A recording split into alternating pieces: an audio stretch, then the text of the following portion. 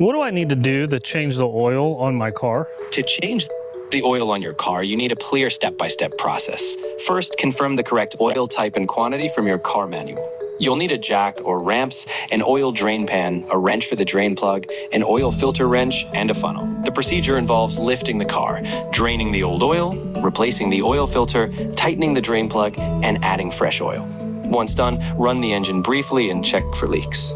Finally, verify the oil level with the dipstick. If you haven't done this before, I'd strongly recommend watching a model-specific tutorial or consulting a professional to ensure you're confident in the process. How do I drink from this cup? It looks like that's a candle rather than a cup. If I'm seeing it correctly, there's no opening for drinking, and it likely has wax inside. If you're looking for a drinking vessel, I'd strongly recommend using an actual cup or mug, preferably something explicitly food safe. What about now? From what I see, it's still that same candle on the counter.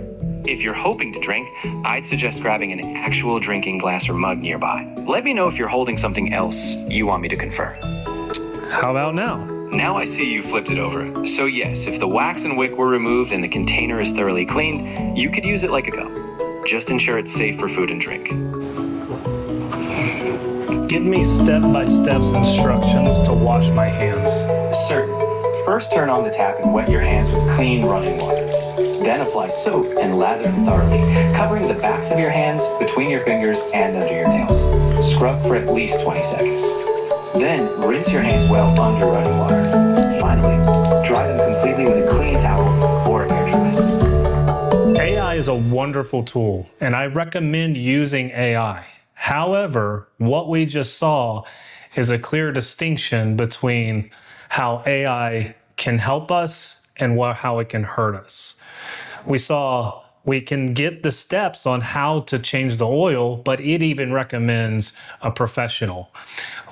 It can't even tell a cup is a cup if it's upside down. It thought it was a candle.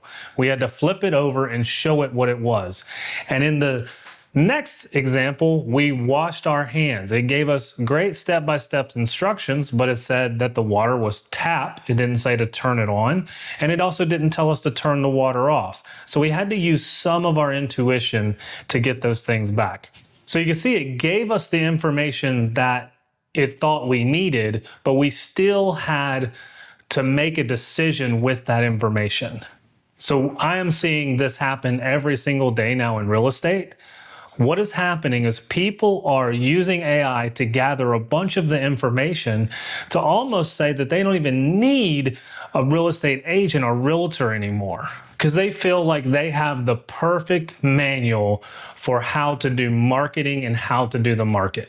But here's the thing, in a high stakes transaction like a home, do you really want to take that risk of something like AI that has a tendency to do something that we call hallucinate? Here's exactly what that looks like in a local market that I'm in right now. I recently did a deep dive report where a sophisticated AI tool told us that this particular home in this market was in competition with new construction. Now, if you're a homeowner in this situation, you are going to panic. You're going to think I have to slash my price to compete with these big national new construction builds that are giving 5% interest rate incentives and $10,000 and $20,000 buyer incentives.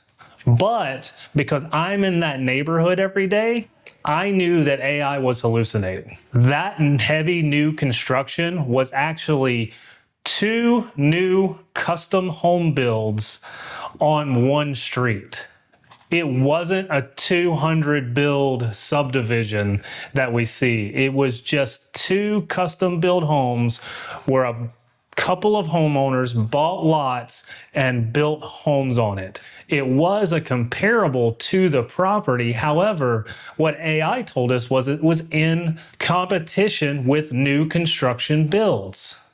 If we had followed AI's advice on that, we would have potentially lost thousands on that particular deal. And the reason I say that is we would have positioned ourselves to be competitive with new construction incentives. But this wasn't the case. This was a couple homes that people custom built. It was not a competition in the sense of a new construction build. Everyone has access to the data now. The data is great, and we should use that data. However, data does not give you the why. Pricing is only a portion of it, and what's going on in the market from a data perspective is also only a portion of it. Things are happening right now in Northeast Georgia that an algorithm simply isn't indexed to understand yet. For example, an AI can give you an average sales price in one particular zip code, but it doesn't know that the county just posted a notice for a potential rezone that's going to turn that quiet woods behind that particular neighborhood on this particular street into a bypass for the entire town. That information hasn't made it to the data yet. It also doesn't understand the human side of the negotiation. It can write a perfect legal clause, but it can't tell you the reputation of the buyer's agent on the other side, or that this particular inspector has a tendency to flag these certain items in all the homes he inspects. The reason I'm sharing this is not to say that AI is bad. I use AI every day as a tool, but the reason I'm sharing this is that it is just that, a tool. We still need some human judgment behind it. Buying or selling a home can be one of the biggest moves you'll ever make. It shouldn't be a game of guesswork or following an algorithm that doesn't know the difference between a custom build and a subdivision. It deserves a process that's clear and calm. If you're looking at market reports or online estimates that don't quite match what your eyes are actually seeing, don't trust those instructions. Let's have a discussion about it. We can look at the data together, we can fill in those gaps that AI is missing, and we can help you make a confident, informed decision about what you need to do and what is actually going on in the market. My contact info is in the description if you ever want to walk through a scenario or a specific situation. Thanks for watching.